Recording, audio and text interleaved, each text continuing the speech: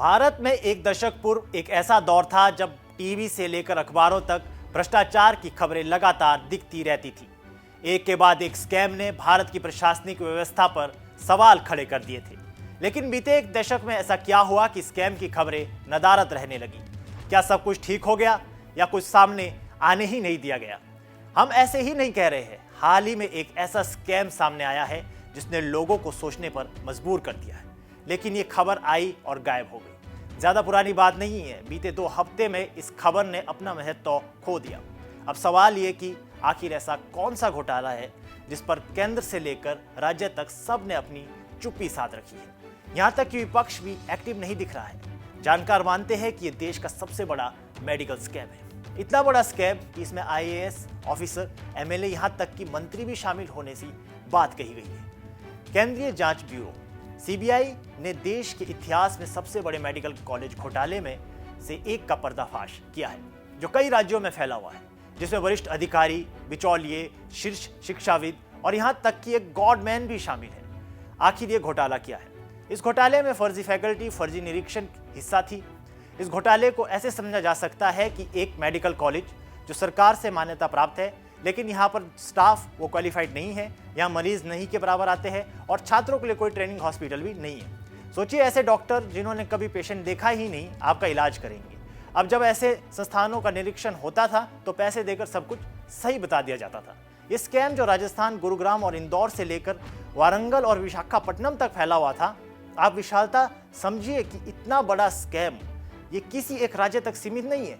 इसमें हवाला और बैंकिंग के जरिए करोड़ों रुपए का लेन देन किया जा रहा था और ऐसे मेडिकल कॉलेज जिसमें सुविधाएं ही नहीं है उनको अवैध मंजूरी दिलाई जा रही थी। और इस घोटाले में स्वास्थ्य मंत्रालय के अधिकारी भी शामिल है। अब सवाल की जांच शुरू कैसे हुई?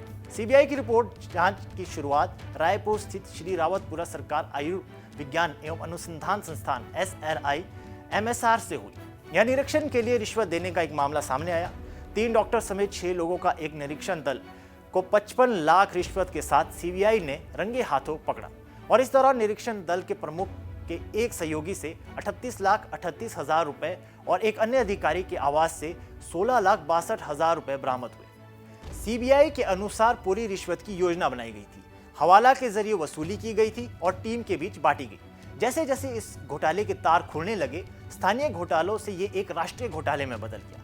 इस घोटाले ने भारत की चिकित्सा शिक्षा प्रणाली में खामियों को उजागर किया है, साथ ही आज की मेडिकल व्यवस्था में अविश्वास को बढ़ाया है। इस रिश्वतखोरी से हुआ क्या? कम मेरिट वाले बच्चों को डोनेशन पर कॉलेज में दाखिला मिला। डोनेशन के लिए 50 लाख से 1 करोड़ रुपए तक लिए जा रहे थे। साथ ही इनमें नकली कास्ट सर्टिफिकेट, इकोनॉमिक सर्टिफिकेट बनाकर कोटा के तहत दाखिले करवाए जा रहे थे। ये नेटवर्क इतना व्यापक है कि इसमें पूर्व यूजीसी अध्यक्ष DP सिंह, जो कि एक वर्तमान में TISS चांसलर भी है, उनका नाम भी शामिल है। ये एक बड़ा नाम है। इसके अलावा एक गॉडमैन रावतपुरा सरकार उर्फ रविशंकर महाराज, जिनके पास बड़े बड़े लोग आते थे, इनका आश्रम ब्लैक मनी का अड्डा बना हुआ था। इंदौर के इंडेक्स मेडिकल कॉलेज के सुरेश सिंह भदौरिया और इसके साथ अन्य अधिकारियों और बिचौलियों का एक बड़ा नेटवर्क इसमें शामिल है। ये लोग घूस लेते थे और साथ ही गैर कानूनी तरीकों से कॉलेज को अप्रूवल दिलाते थे। FIR के मुताबिक रविशंकर महाराज ने जांच को लेकर एडवांस जानकारी लेने की कोशिश की। इसके बाद रावतपुर इंस्टीट्यूट के डायरेक्टर अतुल कुमार तिवारी ने मयूर रावल से संपर्क किया।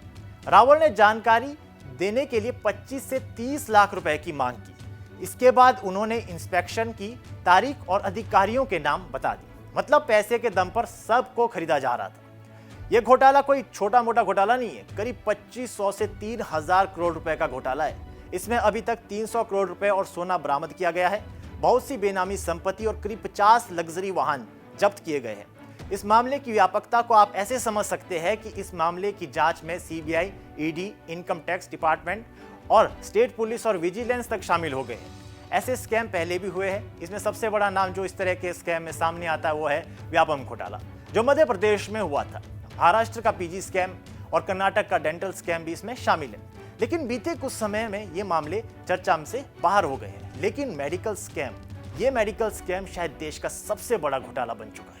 अब इस घोटाले की जांच में कौन से नए नाम सामने आते हैं, ये देखने वाली बात होगी। इन कॉलेजों से निकलने वाले छात्रों की डिग्रियां रद्द होनी चाहिए। साथ ही इन सब कॉलेजों को बंद कर देना चाहिए। जिससे आम आदमी के जीवन और स्वास्थ्य और उनके विश्वास को फिर से मेडिकल व्यवस्था में स्थापित किया जा सके। देश और दुनिया की बड़ी खबरों के लिए देखते रहिए पंजाब केसरी टीवी। हमसे जुड़े रहने के लिए हमारे YouTube चैनल को सब्सक्राइब करें और नई वीडियो की नोटिफिकेशन के लिए बेल आइकॉन को दबाएं।